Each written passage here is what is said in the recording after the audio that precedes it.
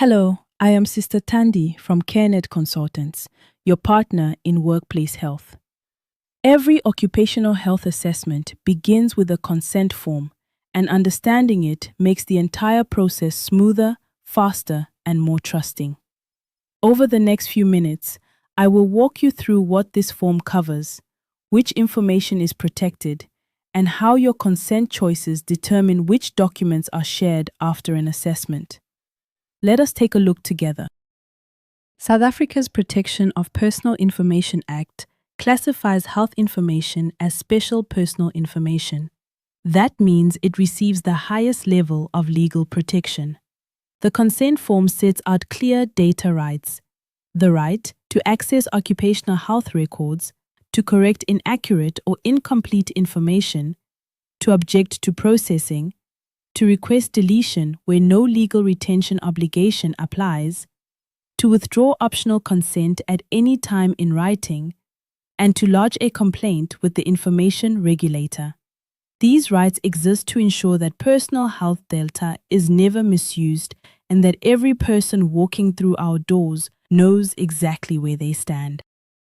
During an occupational health assessment, several categories of personal information are collected. Personal identity information, including name, ID number, and photograph. Employment information such as employer name, job title, and workplace exposures. Health information covering medical history, examination findings, test results, and fitness outcomes. And where applicable, drug and alcohol screening results. It is important to note that health information is classified as special personal information and receives enhanced legal protection. Every category is listed on the consent form, ensuring full transparency before the assessment begins. No surprises, no hidden data collection. This is the heart of the form of consent. By law, an employer is entitled to receive only the fitness outcome: fit, fit with restrictions, temporarily unfit, or permanently unfit. Functional work restrictions are described in work capability terms, not as diagnoses. The employer also sees work area exclusions, validity and review dates, referral requirements without clinical reasons, and drug screening outcome status. What the employer does not receive without additional consent includes clinical diagnoses, specific test results such as blood pressure readings or spirometry values, clinical measurements such as BMI or cholesterol levels, medical history or treatment information, and the reasons behind any unfitness or restrictions. This protection is required by Protection of Personal Information Act, the National Health Act, and the Health Professions Council of South Africa ethical rules. Now, let us look at how the three consent sections work. Section A is required for the assessment to proceed. It authorizes the occupational health assessment itself and permits disclosure of the fitness outcome and functional restrictions to the employer. When an employee gives consent to Section A, the employer receives the Certificate of Fitness, Annexure 3, and the man-job specification. Section B is voluntary. It allows additional clinical information to be shared, including vital measurements, audiometry results, spirometry results, vision test results, clinical comments and referral reasons, the full key medical report, detailed drug screening results per substance, and a copy of the identity document. Declining Section B does not affect the fitness determination or employment status in any way. It just limits what CareNet consultants can share with the employer. Section C is also voluntary and provides consent for baseline questionnaires to be shared with the employer or on-site occupational health clinics. This supports continuity of care, particularly for companies with on-site health facilities such as mining operations. The principle is simple. The employer receives what the law requires, and any additional sharing is a conscious, informed choice by the employee. The consent form also explains how long records are kept and who may process the information. General occupational health records are retained for a minimum of 5 years.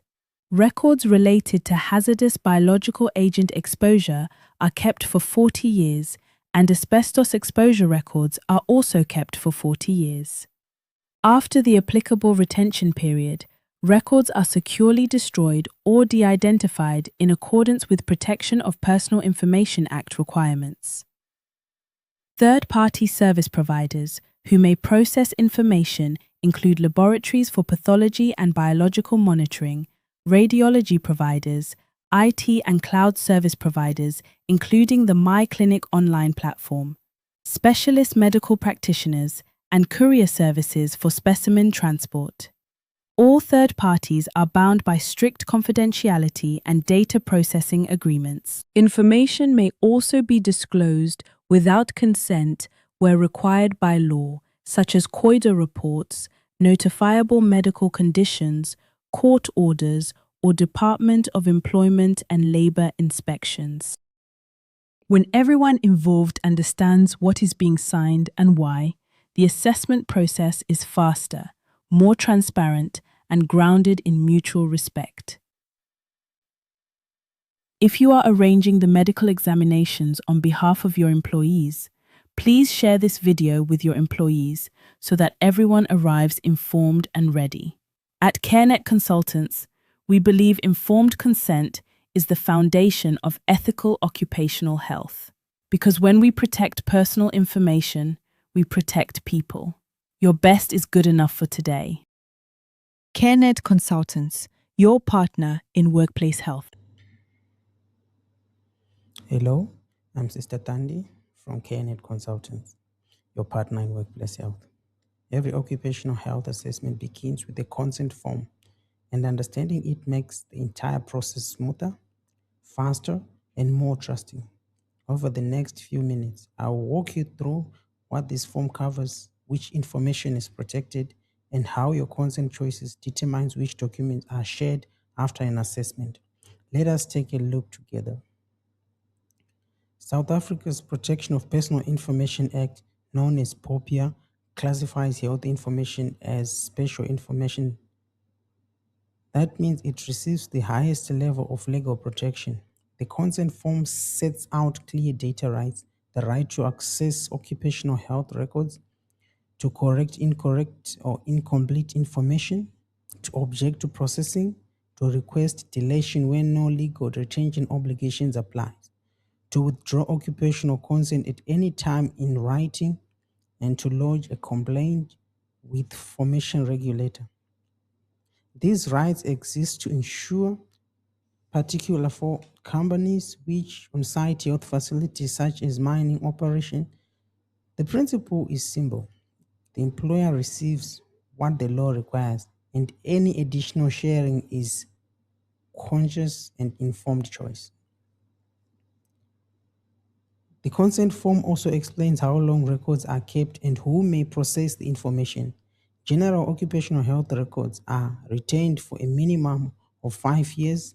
Records related to hazardous biological agents exposure are kept for 40 years, and asbestos securely destroyed or de-identified in accordance with POPIA requirements.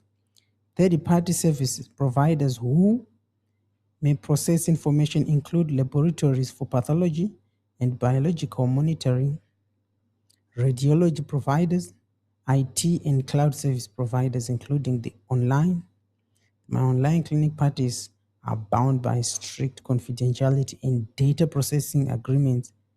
Information may also be disclosed without consent where required by law, such as COIDA reports, notifiable medical conditions, court orders, or Department of Employment and Labor inspection.